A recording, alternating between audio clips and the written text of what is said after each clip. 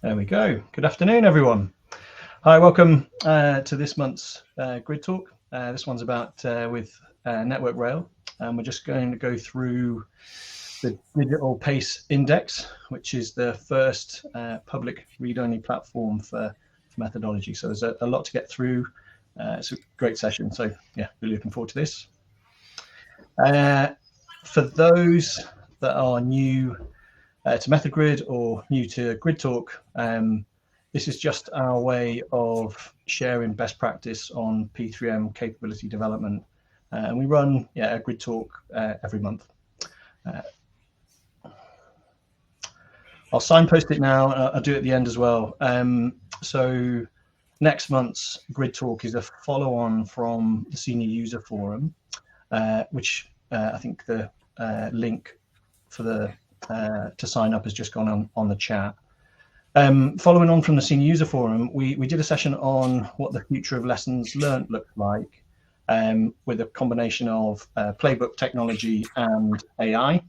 And yeah, we're going to share that on the 30th November, and it's very much to encourage kind of industry collaboration, Q&A, to help us, which is part of our project that we want to undertake next year. So if you're free, 30th of November, 1 till 2, yeah, please sign up, because your feedback contribution to that is really valuable for us.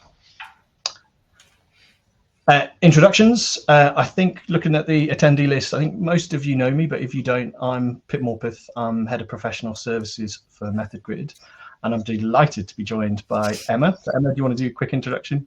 Hi everyone, I'm Emma Smith. I'm Network Rail Project Manager, responsible for the PACE product index. Cool. Right. I'll do just a quick run through for those that are completely new to MethodGrid.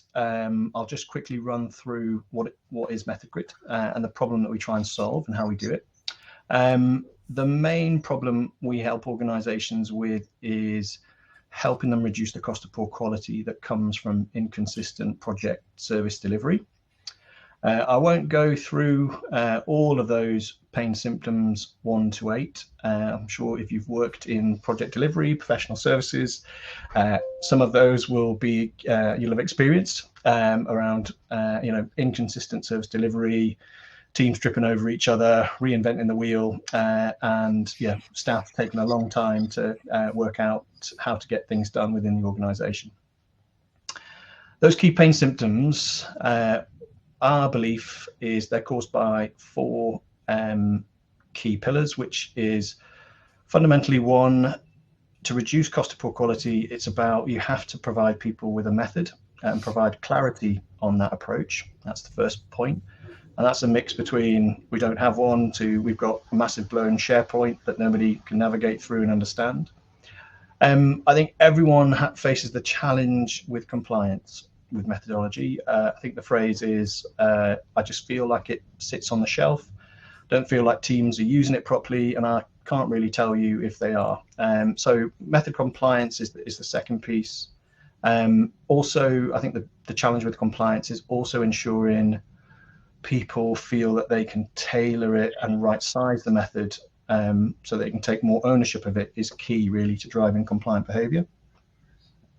People capability, fundamentally it's the basics, career path, job family, but the kind of things we look for and help organizations with is how well have we translated the method and the training required for people to follow it consistently, have confidence in it, and the confidence to apply it properly. The other aspect to people capability is ensuring that as a kind of skilled community of practice, that they demonstrate continuous improvement into the ways of working, or on the flip side, how innovative they can be by seeing a problem and being able to translate it into a new playbook or a new way of delivering a service to a customer or client. 1, 2, and 3 is what we say is in your gift as kind of if you lead people or if you lead your PMO director or you lead a practice, they're in your gift to control. But naturally with project delivery, there will always be an inherent risk of failure, hence why we have kind of audit and assurance. And there's kind of two factors that we look for on audit and assurance: is making sure the kind of standards and what you have to meet is really clearly articulated to people. And the second factor is, okay, well, how well is the audit and assurance function actually integrated into the live project? Is it, are they a spare wheel, or no, they're fully integrated into the team, and it's really clear on what kind of actions need to be taken to improve delivery confidence. Method grid, which I think, we will show. There's a demo of Pace, so we'll show you the platform today for those that have never seen it. The key concept is you can develop your master playbook, which is, this is how we want to deliver projects, or this is how we deliver a particular service. That's grid build. Once you've built that playbook, the key bit then is you can clone it and tailor it for each project instance. And that allows you then, the point, allowing teams to then tailor it and right size it for that particular project or for that particular client. And that's the kind of, we put the little brain there, that is the trick, the kind of to address the kind of psychology of it, which is allowing people to take more ownership because they can tailor and right size it. You then, once you're in delivery, you can then assure delivery by ensuring that key controls have evidence before they're ticked off, but also things like stage gates are put into the platform, so you kind of have the stage boundary controls as well. And then as you're learning from delivery instances and from the assurance of those, what you'll identify is, okay, what improvements do we want to make back to our master playbook? Do we want, people don't understand a particular product, or we've seen a lot of non-conformance, non-compliance with this particular activity. What do we need to do? It's either we haven't got a process in the playbook, or we haven't really codified the way of learning it easy for people to understand and use. So using that, you can then drive improvements back into the master playbook so that you know that the next iteration, the next clone of it, everyone benefits, and it's just enabling that continuous improvement loop. Cool. Emma did that in 7 minutes. I said 8, so that's good. Okay. Yeah, I'm ahead. Really delighted to introduce Emma, and also Pace and the digital product index. Emma, I think if we move through, do you want to give a bit of background to the starting point, and then we'll bring it to life for people? I will, yes, thanks, Pip. So the Pace product index is currently an Excel file that's full of lots of hyperlinks to valuable content, templates, guidance, and SharePoint sites that our project teams need to use to follow the Pace life cycle and to comply with the minimum requirements set out in our company's standards and our legislation. Pace came from taking over from the GRIP, Governance for Railway Investment Projects, back in 2021 for our projects to work with, and transition has been happening since then, and we've got to a point where we wanted to look at digitalizing our index to make it more accessible and simple to use, and to be able to provide more content for our community. Emma, I think we also, we did, just for those that have never used Pace or know about it. We just thought we'd just put a quick explanation for those that are joining. Sure. So Pace has 4 main phases, the columns on the screen in front, phase 1 to 4, which take the project through the life cycle from strategic development and into single option selection through to design, delivery and construction, and project close. And we have an initiation phase, phase A, before the Pace life cycle kicks in. And that's where everything happens pre-client remit being issued. And within that, so the white arrows across the screen there are milestones. So our key achievables throughout the life cycle. And the whole point of PACE is that we're allowing flexibility, we're encouraging flexibility for projects and sponsors and project managers to look at the framework and the governance and the tools and templates and decide how do they fit best against the complexity of the project that they're managing. Cool. And I think, Emma, I can't remember when we started. I think it was, we started in July. July, yeah. We did. 4th of July, Pip. Yeah. Well, it was, wasn't it? It was, yeah. Yeah. So yeah, do you want to go through digital Sure. version of kind of what we wanted to achieve? So as mentioned, we have this Excel file that we use, and over the past 18 months or so, more and more external users have joined the community for PACE, and we're finding that accessibility of one master file has risk. It's quite a cumbersome file, temperamental sometimes, and we wanted to convert it and transition it into something that is easy to access, easy to maintain, and it is simple, looks better on the eye as well, and is available to everyone that's involved with Network Rail project delivery for capital delivery investments. A big problem that we currently have is that when the file is downloaded as a template, people save that to their desktops, to their SharePoint sites.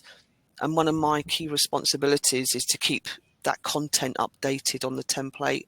And usually there's 3 to 4 updates throughout a 12-month period. And so I'll make my updates and then find that people have downloaded and are using out-of-date, non-compliant versions of a file. So I wanted somehow to make it so that there's one version of the truth, the master truth, for what's the minimum compliance of a template at one time, and digitalization was the pathway to being able to achieve that. Yeah, I think it's I think a few people are commenting. It's always quite a very common problem with just having a single static resource that difficult for teams to access, use, and update, but cascade. I think fundamentally that challenge is probably multiplied significantly for Network Rail, given it is, yeah. It's not just the kind of Network Rail population of staff and employees. It's also the supply chain, which is vast and touches so many organisations across the UK.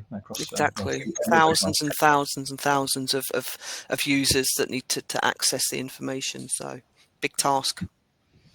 Yeah. So the next bit is then probably just explaining what we've done in 12 weeks, or a little bit longer now, but just a little bit longer. Yeah. So basically. So what we've done is we've taken the existing content that we provided on the index, so product descriptions for each product, quality criteria in terms of what the minimum content that products need to achieve in terms of the company standard or the legislation that's out there. We've looked at the standardized templates, so having the national template available, regional variations if available. We want to share best practice. We want to encourage collaboration and best practice. So that's a big thing that's changing. Access. So a huge improvement is we've linked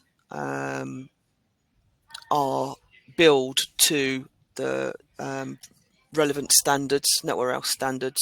So it's like minimizing the number of clicks that somebody needs to go and find the information that they have. We're all busy people, don't have time to sit and search all day for things. We've got loads of added content that we just couldn't provide on a Excel spreadsheet before.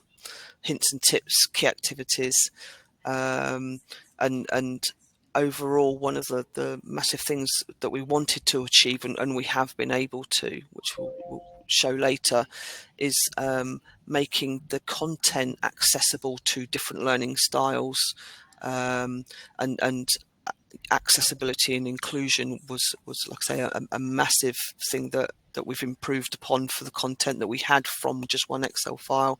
So that's taking thousands of documents within 3 months and uploading them and transitioning them and getting them digested into the system to produce what we've done. It's been fantastic achievement. Yeah, I think as well, Emma. I think the kind of, you mentioned it, the kind of introduction of video explainers. So it's also kind of text, images, and videos to help people understand exactly what the requirements are, and and providing just more visual aids in that to achieve that outcome. I think the standards access was also still quite. I think we'll keep it under wraps, but I think we're trying. There's a few tweaks we're going to make to the index to make that even easier. But certainly, what I found when we were building PACE was when I was trying to write about specific deliverable, probably PMP is a good example. For me to fully understand all of the requirements, I think it's kind of mentioned in about 2 or 3 different standards. Yeah. And as part of this activity was, well, how can we use AI to help us really consolidate the answer and build consolidated responses that are consistently defined and written in a simple and easy way. So that's been quite well a challenge technically for us to do, but one that we've thoroughly enjoyed in doing it. Right. So if I move us through, I think we'll be able to show everyone the platform. Now, I know there's probably a lot of our clients are on.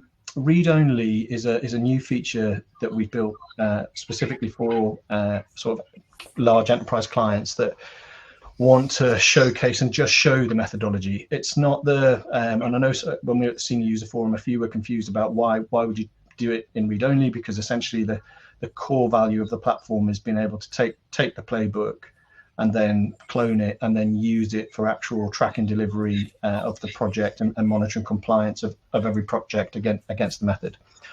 But given the challenge for Network Rail, where you want to communicate that information across thousands and thousands of employees and the supply chain, about making sure everyone understands this is our methodology, this is our approach, these are the deliverables, this is what you have to do. That is a significantly massive challenge.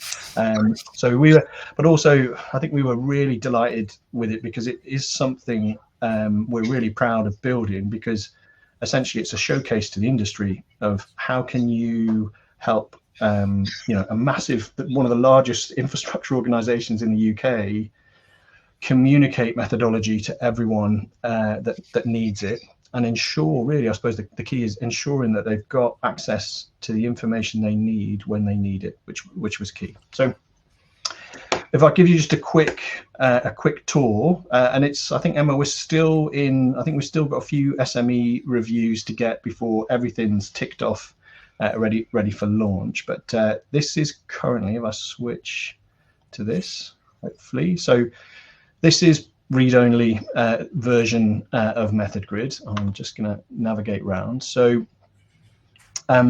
it doesn't have all the tracking and progress, but what it does provide people is access to all of the products and stages. So if I move to the right, we can see the different phases of PACE, stage 1, 2, 3, and 4. You'll also see that we've also built in, and this is for clients that want to use PACE in delivery, because it will be a resource that you can have access to if you have to build PACE-specific playbooks for delivery. So I click on this. So for example, we have built the stage gates for PACE. So here's a description of this stage gate. Here are the milestones. Like I said, a lot of what we were trying to do is digest all of the standards and make it really easy to understand for people about what's required. So look, here's your PCA rating. These are the kind of requirements based on that PCA rating for the gate. There's different resources that you can access about the standards delivery checklist if you need to register for access to Network Rail standards for externals. But also what we've also done is put in the individual efficiency delivery checklists, so the key questions or exit criteria that you need to answer, the PRR outcomes as questions that you can tick off and measure, and also the evidence that is required at each gate. And that's built consistently for stage gates as well. Now, I think for PACE practitioners, I think people are going to become really familiar. They know the phases and they know how the product index is broken down into kind of client requirements, the management products, if you're using it for program only, the standard sort of risk management and control, health and safety, etc. What we've also wanted to ensure is that we do provide guidance to people that are new to PACE. So if I click on PACE framework, hopefully, this is what we're trying to do is essentially, here's an overview of PACE. This is the kind of video explainer about PACE. If you've never used the digital index before, this is going to take you through how you access and how you use it. But this just gives you a very simple, good overview of PACE. For each stage, we've also built guidance notes. So it's kind of saying, look, here's phase A, this is what it's for. These are the key benefits of PACE. This is kind of what we've lessons learned that we've gained about phase A, and kind of what are the key objectives about each phase, where it's referenced to in standards, but also, what deliverables do you need to create within each stage? And if you want to navigate through it this way, you can click and you can navigate through the digital index that way. And that's been consistent. So that's consistent across all of the themes that make up the PACE framework. And then if you want to access a particular deliverable, so I'm working in phase A, tell me about the project management plan. Here we go. So, and we've kept the look and feel consistent. And this is kind of, for those that joined kind of building best practice playbooks, GRIDtalk, that I think we did in July. When we build playbooks, it's essentially making sure that every element looks consistent, the language is consistent, the layout, look and feel is consistent, because you want people to be able to come quite familiar with how the playbook has been structured. So, things about description, we clearly articulate, look, when do you produce it?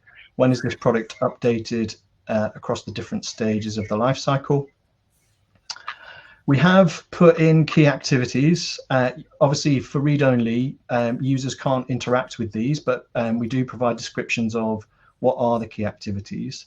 And this is also kind of the play is when the playbook is, or this playbook is made available for clients, you'll be able to tailor those deliverables for individual projects and tick them off and track them. We have built video explainers. I think, Emma, we're in the process now of uploading. So every product in PACE will have a video explainer. And again, those videos are going to be accessible to anyone accessing this playbook. So it's already kind of a massive step forward in communicating kind of the requirements and understanding and providing a learning resource for the industry. Like Emma said, you can download your templates directly from the playbook. So here's the PACE PMP template. Regions will be able to put their regional templates up there if that's required. Eventually, as we evolve and keep developing it, we'll put best practice examples, like 3 and only 3 is this kind of rule, is 3 really good examples of a PMP. And that's just furthermore helping people, okay, I've never written one before, or this is my second attempt. I would like a bit of guidance. I would like to see a really good one. And it's just helping them access that information. Key objectives, quality criteria. I think, Emma, this was the real thing that we wanted to focus on was, I think the applicability on the index is just 3-color code, isn't it? Red, amber, and green. Yeah. And this is where we sort of trained AI to basically read all the information about the standards and just really make it very clear about, okay, well, look, this is an amber product. but this is the kind of applicability rules and guidance that's required. Now, PMP is probably one that's mandatory for most projects, but things like, I can't remember, I think it may be the risk management plan. There are certain rules for it that are determined by the PCA classification. And it was just really making sure that we really clearly communicated that to people about, well, based on your PCA classification, how do you get access, and what do you need to do based on that? And you've got it all laid out here for you. We've put in RACI just to help people if they are working it through and working out who needs to be consulted, informed about each individual product. This is the kind of reference and standards. So we'll make a few tweaks to this before we formally launch in December, but this just allows people, okay, well, look, PMP, it's linked in these standards, and whether it's external or internal, this will take you directly to the standards database. So if you need to review the PDF, you can access it just by clicking on that link, and you'll get access to that. We've put in things like hints and tips, which are just, this is hints and tips of producing a PMP. And for the first time ever as well, it's now trying to say, well, actually establishing what input sources go into the PMP and what inputs does it actually go into. And that's just probably the first part of just trying to give people the ability to navigate and work through kind of a workflow approach in terms of navigating through the playbook.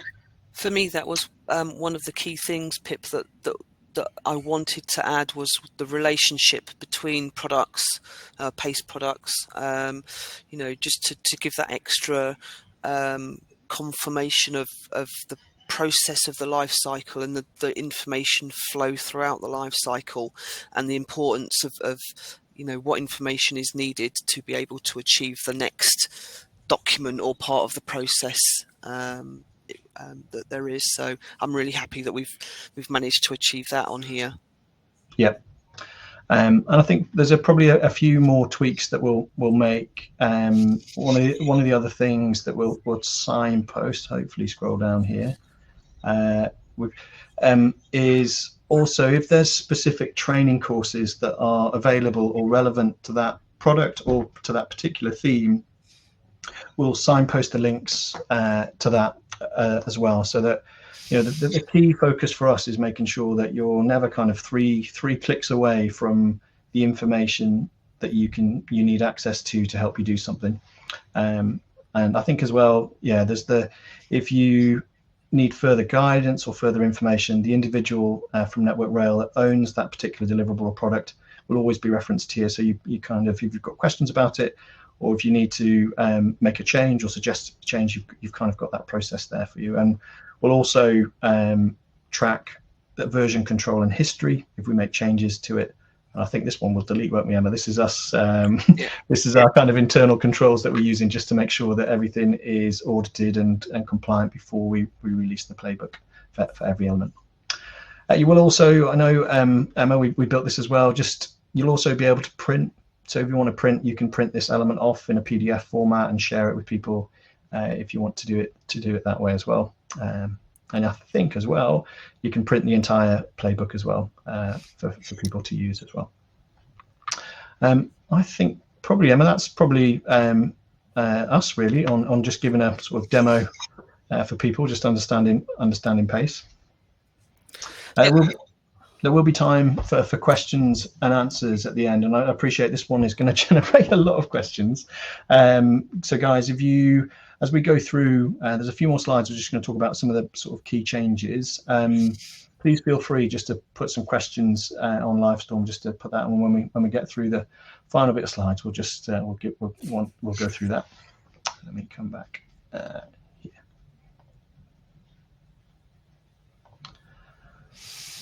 Yeah, Emma, do you want to lead on this one, and we'll share? I'll go through it on. Yep, no, sure, Pip. So for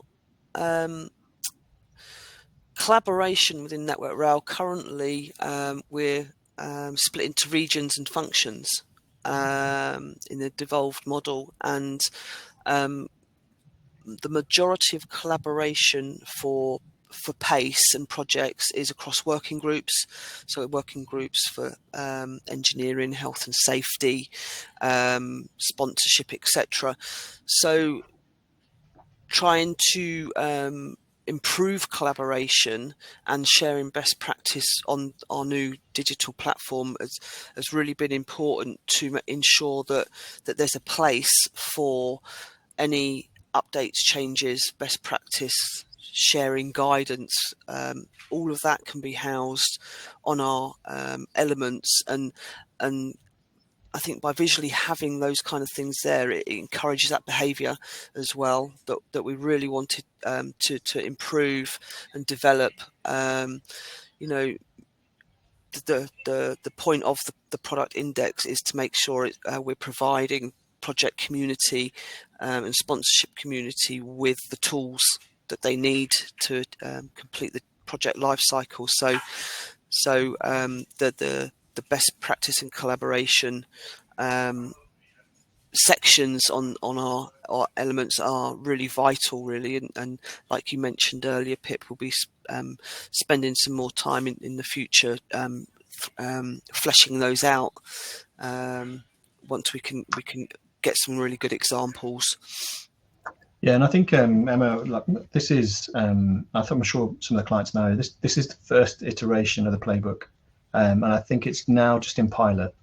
And you know, naturally, we've designed the look and feel of the playbook about what we think is best layout, and the kind of how the content's written. But naturally, we're going to get a load of feedback that comes back from the pilot about, okay, actually, this, you know, from certain grades, they'll be like, yeah, no, that was great, really understand it. Some grades might be like, oh, do you know what, I don't understand this. Could I have more information about X, Y, and Z? And that's the key bit. Before we kind of want to launch, it's basically using regional input from SMEs and real life people going, actually, yeah, no, but if you just did these three things, that would be fantastic. And it's getting that feedback from the community to drive exactly. how we improve it. Yeah. Exactly. And also it's covering the fact that, you know, we've got to try and provide content and guidance for those people that are new to role, new to industry, as well as those that are expert and in the industry in their fields, and also to provide the content across multiple different departments that interact with the same process or processes. So it's a big spider's web that has to be linked together, and by sharing the best practice and the lessons learned as well, it is a great tool to help us make sure that the content that we go forward with the digital index is the content that adds the most value. Yeah, I think, you know, I think we've all worked in it. It's kind of most standards, most information about methodology is literally, you know, it's kind of, I've got to read about, you know, 50 documents before I can understand exactly what I need to communicate to the teams. And I think that's most like any like big company is really complex. I think the playbook is just really helping you navigate through that, you know, very visually as well, which we obviously, a lot of our clients have given us that feedback. That's why one of the key value points for it. But just helping people navigate that kind of, okay, I'm clear on what I need to do, and I've got access to the information that I need when I need it, which is key to driving people, just helping people do delivery, which is normally quite a stressful environment. So if you can take the stress away from, well, it's taken me an hour to find out what I need, then, you know, you're going to be more productive. So yeah, regional collaboration. I mentioned this one. And so a few comments from Peter just about how we use AI. We use AI to build playbooks. Essentially, it's a language model that we tailor for each client, so that we can build content that is specific to their organization. And I think Networks Rails was quite a large language model, because we had to train it on all of the individual standards that make up PACE, and some of the other standards as well that are also owned by different departments but need to be referenced in PACE. The joy of the code of conduct, and the different parts, D and F, that are required for certain station changes and network changes. And the trick we want to try and do is, if I try and write playbooks manually, I'll have 6 or 7 authors, or some will write 3 lines, some will write War and Peace, and it'll always be a slight different language tone. What we use AI for is to really focus and say, okay, well, I want it written for this kind of base level of individual, but I want you to be specific and understand this and write it in an easy way to understand. And it's just allowed us to do that for especially like the really tricky bits, like, okay, applicability guidance. How can you make that really easy to read and understand? So that's the trick in terms of how we use AI to, and it's kind of making playbooks not just generic. It's your kind of take best practice, take your expertise and knowledge internally, and now let's translate it into something that helps teams deliver projects or services consistently. Product linkage. I think the little video kind of, I said it won't play. Yeah. I think this is just ensuring that you can navigate around the playbook. You don't have to try and, if you're on PMP or if you're on risk management plan, you can quickly click and link to the associated flow of products and information flow that goes between those two. So that's been, I think, a sort of very difficult to do in Excel. I think you're probably using hyperlinks, and that's probably what will break it and kind of keep them updated. What was the next one? Oh yeah, so this is the bit, and I think we're 80% there, Emma. But I think there's probably 20% which we think would be really helpful for people. So in our kind of language, and I know if clients get used to it, we build playbooks that are helping organizations with the kind of process. This is how I want you to do it, because I want to use that to be assured. But we also engineer and build specific kind of knowledge or resource-based playbooks that just hold information about a particular topic. Very common. The health and safety is and regulatory one is very common, especially in kind of construction. And I think for me and Emma, when we were designing the kind of look and feel, we were thinking the prototype we're building is a kind of separate standards, not library, but kind of standards playbook that houses the information about this, all the information about the standards. You can access the PDF, or you get access to the standards library via it. And it just means that, if standards change, we can change them once, and it doesn't impact the playbook, because the playbook is seamlessly integrated between the two libraries. And I think that is just again making it simpler and easy, and not having to duplicate the external and the internal links within the playbook. So it just be, if you want to know more information about PACE standard or the risk management scope standard, it's one click, and then you can get access to all the information, the briefing notes, and all that details there. We think that's a better user experience, and it also the kind of cognitive load indexes, making sure we don't confuse people, where this playbook just becomes, it's a haberdashery of everything we're trying to throw in, and just trying to keep it logically focused on this is what we want you to do. And so we've got the links to standards library. I mentioned before that we're looking into links to training resources. So if there are courses available on this is how you do X, Y, and Z, then we'll integrate that into the playbook as well. And then the video explainers, I think are on both the playbook and standards library. So or the playbooks. So that's a real step change, and that's again globally available. And then you'll always be able to access the templates, and it's just making sure that we seamlessly integrate that, because it's just about helping everyone really just access the information they need when they need it. All right, Emma, do you want to talk about what we've done? I'll chip in a little bit as well. Sure.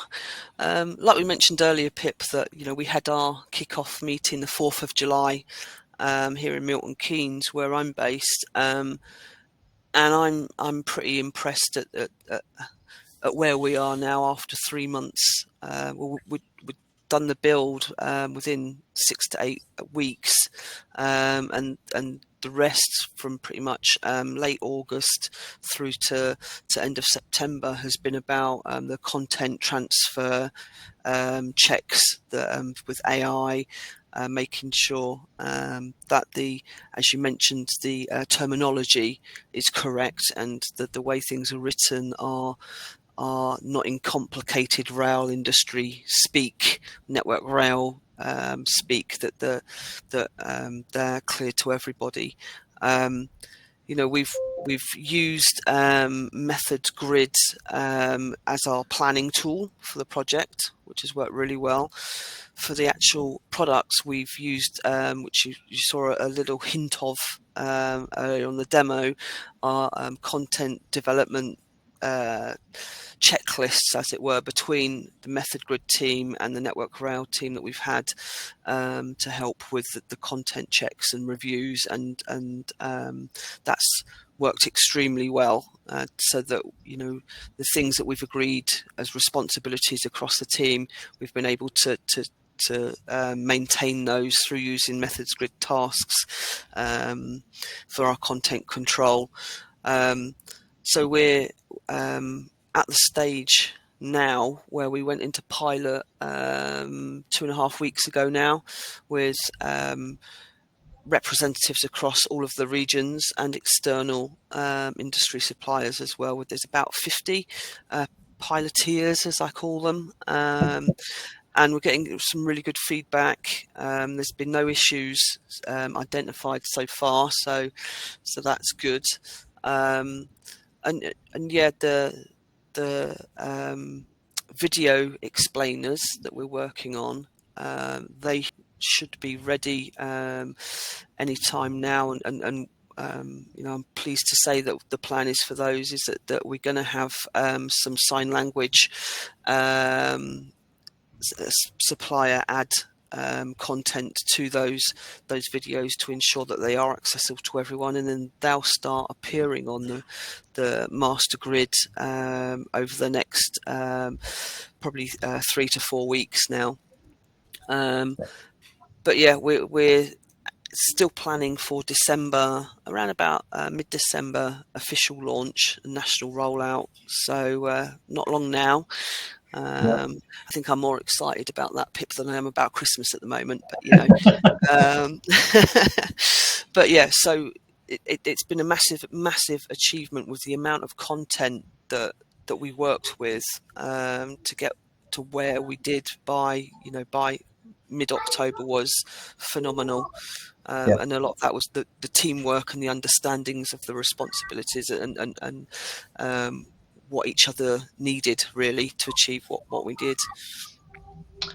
Via Emma, because I think we're going to talk about it. So I think we've got we're going to have to run the current pace index in parallel as we launch the new playbook. So the old Excel will still probably be haunting us in the corridor as we deploy pace. But I think it is from May is when we'll actually retire the legacy kind of index, and then everyone have access to the new playbook. So it's going to be making sure that there's plenty of time for people to get used to it. And again, it's not a one-stop shop for us. It's an iterative improvement, which we've kind of included into the playbook. I think, yeah. So, one of the things that we wanted to ensure is that if you're using the Pace Digital Index, you can submit feedback on how we want to improve it, gather all the requirements, and that's just making sure that the community do feel that they have a voice,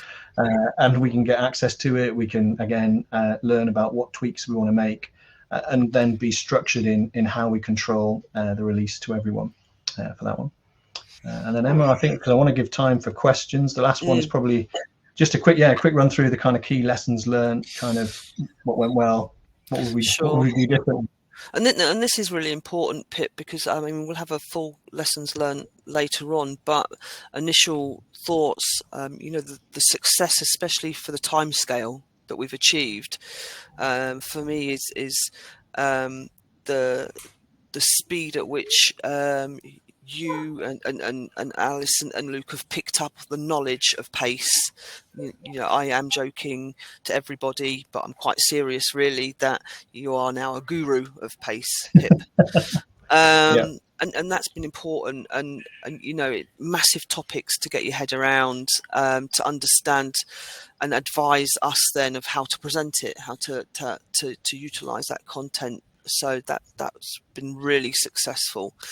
The use of AI, obviously, there's it's quite apt today in Bletchley. There is the International AI Conference. I haven't yet met Elon Musk or Rishi Sunak. They're about 3 miles away, apparently, according to the helicopters flying above. But yeah, AI has been really successful in picking up the topics and the content and producing some really good content. There's only been probably some really specific, hard, complex subjects that are very network rail speak that have had to be tweaked, but it's been really impressive with the content transition. And yeah, I think on that, Emma, I think I mean, we're always kind of, when we build content for clients, it's kind of, we always quite like, how much feedback are we going to get? How many tweaks and changes is it going to take? So that normally that kind of SME recycle can be, you know, and you've got to get the buy-in. What we've been delighted with, and I'm sure we've both been delighted with it, is, you know, really what's come back is actually that fantastic, really well written. Could you just tweak X? Could you tweak Y? You know, we're changing a few words here and there. I think there are specific topics where we had to really get into it, where actually we need a bit more information to train it. You know, it's been, and I think that's, you know, one of the main contributors is how we've managed to really move at pace. Sorry, I had to get the plug in there. But yeah, no, it's been fantastic for us. And that's been good. Brilliant. Okay. Right. Yep. Cool. Okay. Just quickly before we get to questions, because I know this has come up.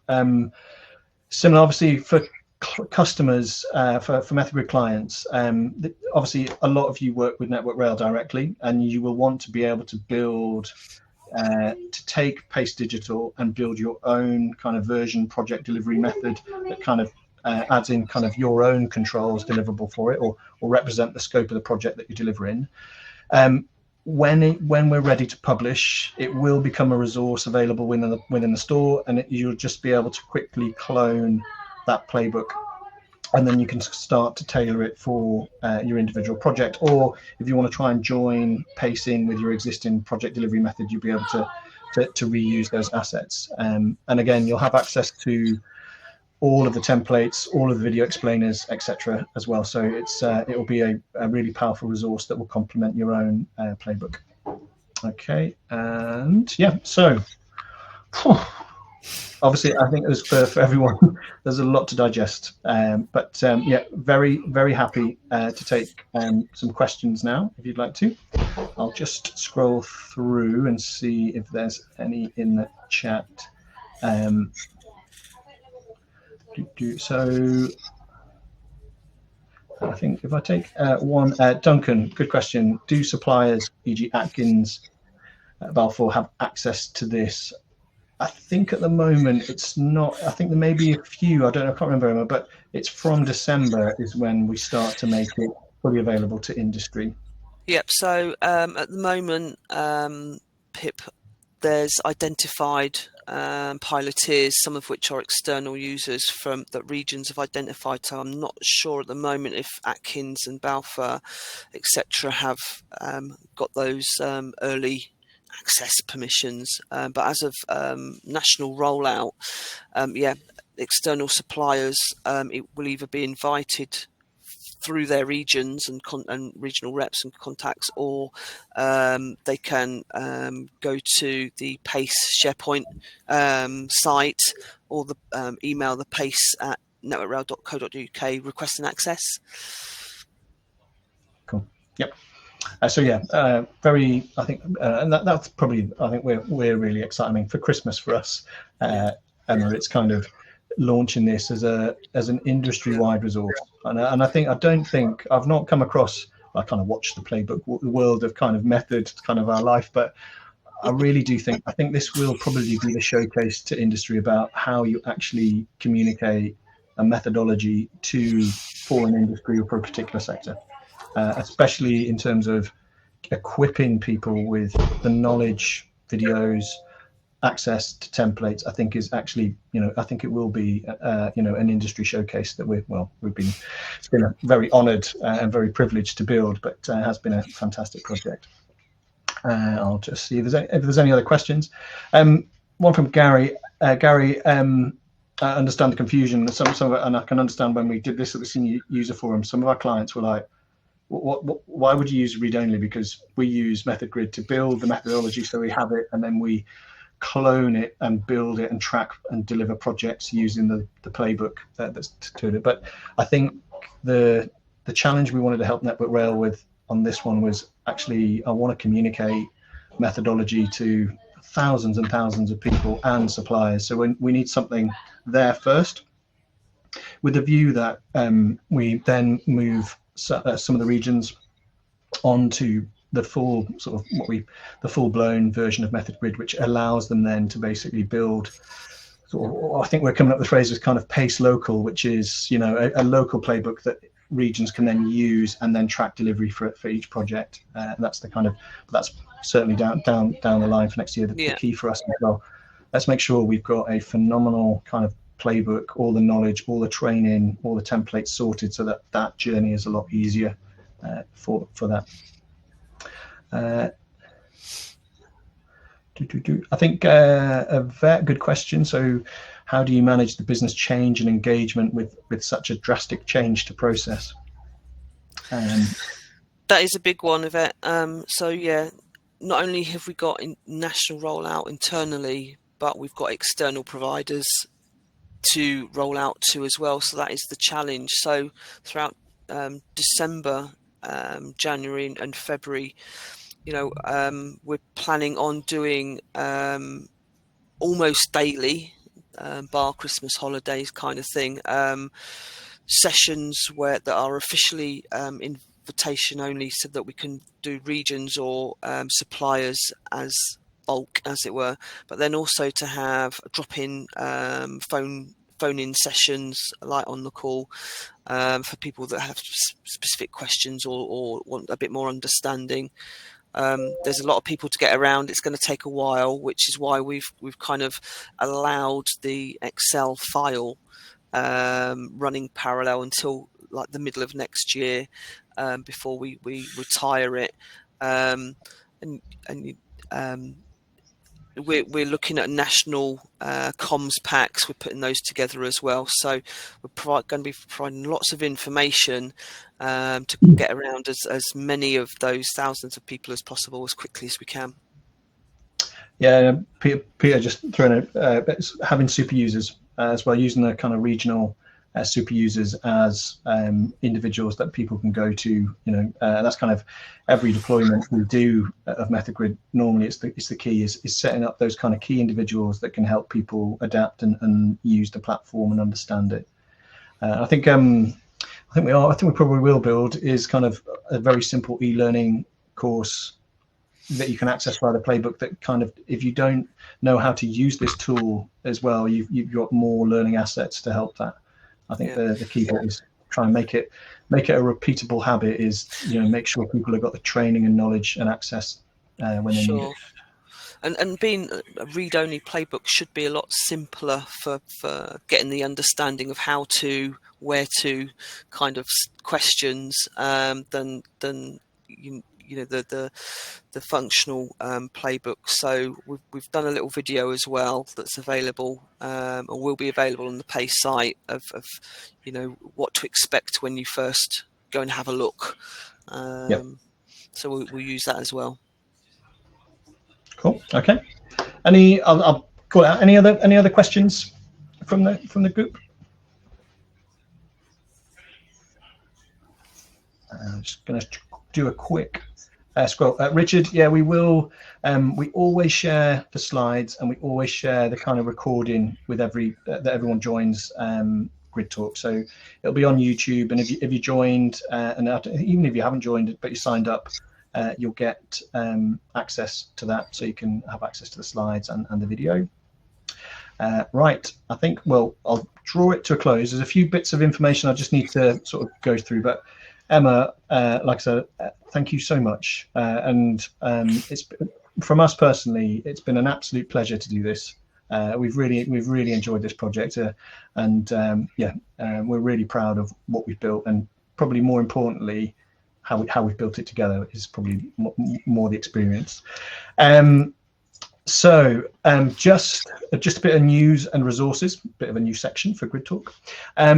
We are going to launch, well, we have launched the Building World-Class Playbooks white paper, and I think hopefully Tom will put the link to that white paper, which is basically just, it codifies what we've learned over the last 4 years working with some of the major sort of engineering construction consulting firms about how do you actually translate your methodology into something that people can practically use. And we just want to make sure that we shared that knowledge with everyone.